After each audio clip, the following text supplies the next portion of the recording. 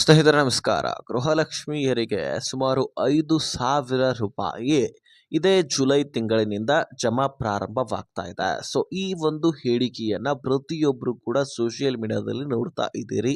ಹೌದು ಸ್ನೇಹಿತರೆ, D K Shivakumar ಅವರು ಬಂದಾಗಿನಿಂದ ಸಾಕಷ್ಟು ಬದಲಾವಣೆಯನ್ನ ನಾವು ಎಲ್ಲ ಯೋಜನೆಗಳಲ್ಲಿ ಕಾಣ್ತಾ ಇದ್ವಿ. ಬರೀ ಗೃಹಲಕ್ಷ್ಮಿ ಯೋಜನೆಯಲ್ಲಿ ಮಾತ್ರವಲ್ಲ, ಶಕ್ತಿ ಯೋಜನೆಯಲ್ಲಿ ಕಾಣ್ತಾ ಇದೀವಿ, ಅನ್ನಭಾಗ್ಯ ಯೋಜನೆಯಲ್ಲಿ ಕಾಣ್ತಾ ಇದ್ದೀವಿ, ಮತ್ತು ಈ ಗೃಹ ಜ್ಯೋತಿ ಯೋಜನೆಯಲ್ಲಿ ಕೂಡ ಸ್ವಲ್ಪ ಚೇಂಜಸ್ಗಳನ್ನು ಕೂಡ ನಾವು ಕಾಣ್ತಾ ಇದ್ದೀವಿ.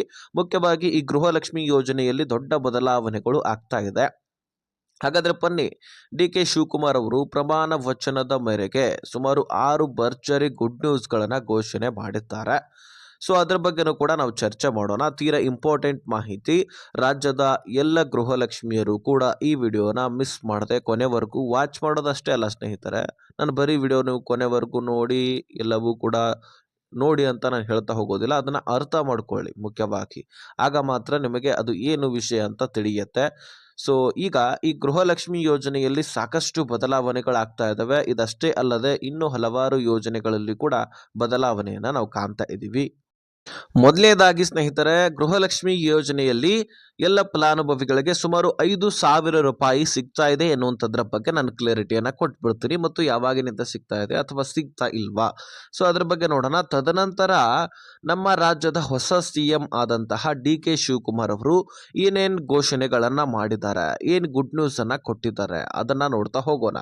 ಸ್ನೇಹಿತರೆ, ಬಹಳ ದಿನದ ಹಿಂದಿನ ಹಿಡ್ಕೊಂಡು ಇದನ್ನ ನೋಡ್ತಾ ಇದ್ದೀವಿ ನಾವು ಸೋಷಿಯಲ್ ಮೀಡಿಯಾದಲ್ಲಿ. ಗೃಹಲಕ್ಷ್ಮಿಯರಿಗೆ ಇನ್ನು ಮುಂದೆ 5,000 ರೂಪಾಯಿ ಸಿಗ್ತಾ ಇದೆ ಪ್ರತಿ ತಿಂಗಳು ಕೂಡ.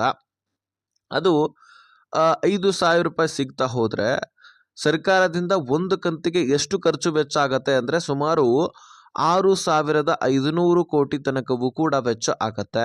1,22,00,000 ಫಲಾನುಭವಿಗಳಿದ್ದೀರಿ. ಈಗ ಒಂದು ಕಂತಿನ ಹಣ ನಿಮಗೆ ಜಮಾ ಮಾಡ್ಬೇಕಂದ್ರೆ, ಗೃಹಲಕ್ಷ್ಮಿಯಲ್ಲಿ 2,000 ಕೊಡ್ಬೇಕಂದ್ರೆ ಈ ಸುಮಾರು ಹತ್ತತ್ರ 2,500 ಕೋಟಿಯಷ್ಟು ದುಡ್ಡು ಬೇಕಾಗತ್ತೆ. ಈಗ 5,000 ರೂಪಾಯಿ ಪ್ರತಿ ತಿಂಗಳು ಕೊಡ್ತಾ ಹೋದ್ರೆ ಸುಮಾರು 6,500 ಕೋಟಿ ತನಕ ಕೂಡ ಬೇಕಾಗತ್ತೆ.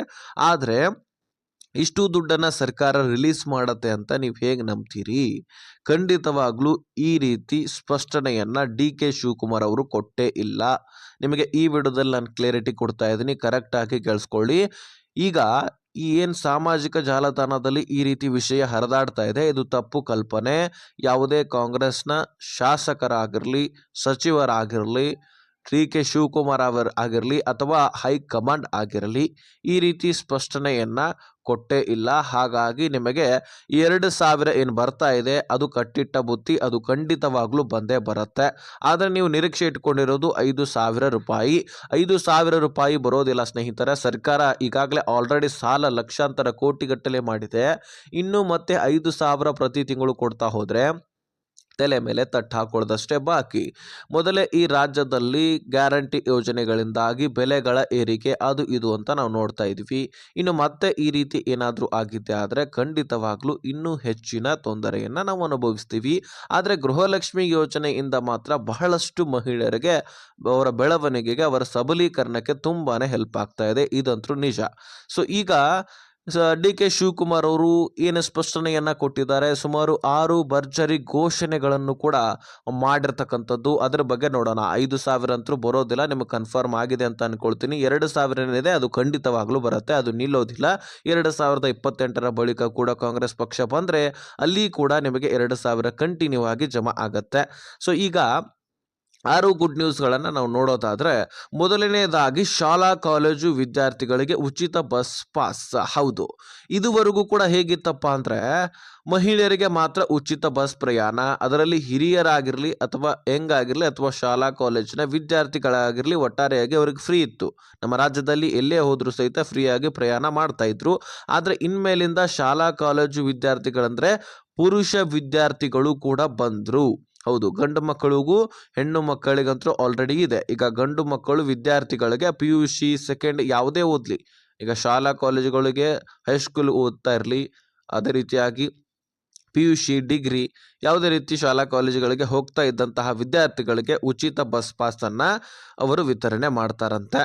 ಸೊ ಜೊತೆಗೆ ಯುವ ಉದ್ಯೋಗ ಸೇತು ಉದ್ಯೋಗ ವಿನಿಮಯ ಕೇಂದ್ರದ ಸ್ಥಾಪನೆಯನ್ನು ಕೂಡ ರಾಜ್ಯದಲ್ಲಿ ಸಾಕಷ್ಟು ಮಾಡ್ತಾರಂತೆ. ಜೊತೆಗೆ ರಾಜ್ಯದಲ್ಲಿ 10,000 ಭಾರತ ಜೋಡೋ ಯುವ ಸಂಘಗಳ ಸ್ಥಾಪನೆಯನ್ನ ಕೂಡ ಮಾಡಲಿದ್ದಾರಂತೆ. ಇನ್ನು 4ನೇದು ವಿದ್ಯುತ್ ಸಂಪರ್ಕ ಪಡೆಯಲು 1 ಬಾರಿಯ ಅನುಭವ ಪ್ರಮುಖ ಪ್ರಮಾಣ ಪತ್ರವನ್ನ ವಿನಾಯಿತಿ ಮಾಡ್ತಾರಂತೆ.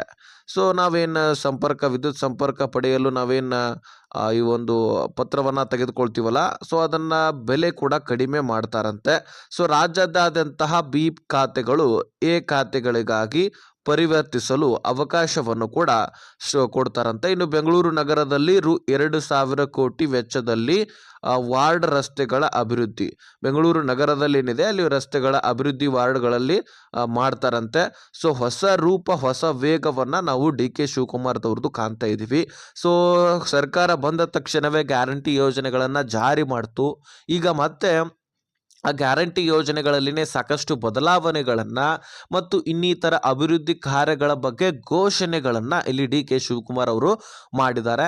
ಇದು ಹೊಸ ವೇಗ ಅಂತಾನೆ ಹೇಳಬಹುದು. ಹೌದು, ಸಿಎಂ ಬದಲಾವಣೆ ಅವಧಿ ಬಳಿಕ ಮತ್ತಷ್ಟು ಅಚ್ಚರಿಯ ಬೆಳವಣಿಗೆಯನ್ನ ನಾವು ಕಾಣ್ತಾ ಇದ್ದೀವಿ. ಸೊ ಸಾಕಷ್ಟು ಬದಲಾವಣೆಗಳು, ಸುಮಾರು 6 ಒಂದು ಗುಡ್ ನ್ಯೂಸ್ಗಳನ್ನ ರಾಜ್ಯದ ಜನತೆಗೆ ಡಿ.ಕೆ. ಶಿವಕುಮಾರ್ ಅವರು ಬಂದ ತಕ್ಷಣವೇ ಇದನ್ನ ಮಾಡಿದ್ರು. ಸೊ ಜೊತೆಗೆ ಅನ್ನಭಾಗ್ಯ ಯೋಜನೆ ಕೂಡ ಕಿಟ್ಗಳ ವಿತರಣೆ ಆಗುವಂತಹ ಎಲ್ಲ ಸಾಧ್ಯತೆ ಇದೆ. ಇದು ಬಹುದಿನದ ನಿರೀಕ್ಷೆ ಕೂಡ ಇದೆ.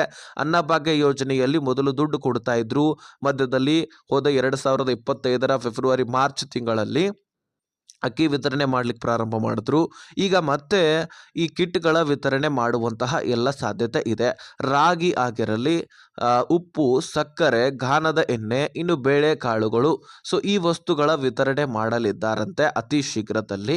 ಹೌದು, ಜುಲೈ ತಿಂಗಳಿನಿಂದ ಪ್ರಾರಂಭ ಆದ್ರೂ ಏನು ಆಶ್ಚರ್ಯ ಪಡುವಂತೇನಿಲ್ಲ. ಯಾಕಂದ್ರೆ ಇದು ಹೋದ ವರ್ಷದಲ್ಲಿನೇ ಪ್ರಾರಂಭ ಆಗಬೇಕಾಗಿತ್ತು. ಮತ್ತೆ ಸಚಿವ ಸಂಪುಟ ಸಭೆಯಲ್ಲಿ ನಿರ್ಧಾರವನ್ನ ಕೈಚೆಲ್ಲಿದ್ರು. ಈಗ ಅಕ್ಕಿ ದಾಸ್ತಾನು ಕೂಡ ಕಡಿಮೆ ಆಗ್ತಾ ಇದೆ. ಹೀಗಾಗಿ ಕಿಟ್ಗಳ ವಿತರಣೆ ಮಾಡಿದ್ರೆ ಇದು ಕೂಡ ಬೆಸ್ಟೇ.